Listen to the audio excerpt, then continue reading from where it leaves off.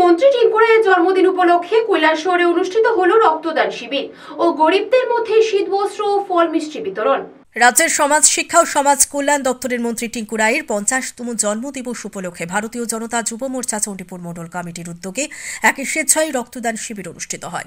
Kailashahar press ক্লাবে আয়োজিত রক্তদান শিবিরে উপস্থিত ছিলেন স্বাস্থ্য মন্ত্রী টিঙ্কু রায়।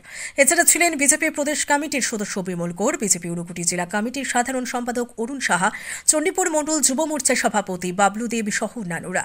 মন্ত্রী টিঙ্কু রায়ের সহধর্মিনী শঙ্করী দেব রায় নিজে রক্তদান করে শিবিরের সূচনা করেন। রক্তদান কর্মসূচির পাশাপাশি চণ্ডীপুর এলাকায় দুস্থদের মধ্যে শীতবস্ত্র এবং ফল মিষ্টি বিতরণ করা হয়। কৈলাসহর থেকে নিজস্ব প্রতিনিধি রিপোর্ট নবীন ত্রিপুরা। প্রথমে আপনাদেরকে নমস্কার।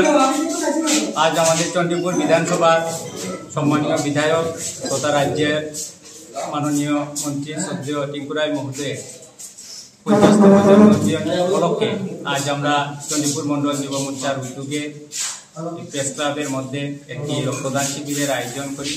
আজকের এই মুহূর্তের দিনে অনেকগুলো কাজ আমরা হাতে নিয়েছি। প্রথম আমরা এই রক্তদান দিয়ে শিবির করলাম, পরে আমাদের বস্ত্র বিতরণ রয়েছে, গরিবদের মধ্যে আমাদের ফল মিষ্টি বিতরণ রয়েছে, অনেকগুলো কাজ আমাদের একটাই। এখানে যারা আজকে যুবক ভাইয়েরা এখানে উপস্থিত হয়েছে, যারা রক্তদান করেছে, সকলের একটাই ঈশ্বরের কাছে আমাদের চাওয়া যে ঈশ্বর ওনার যেন প্রবৃদ্ধি কামনা হয় এবং অশুভ শক্তির বিরুদ্ধে যেন উনি সর্বদা লড়াই করতে পারে, এটাই আমাদের চাওয়া ঈশ্বরের।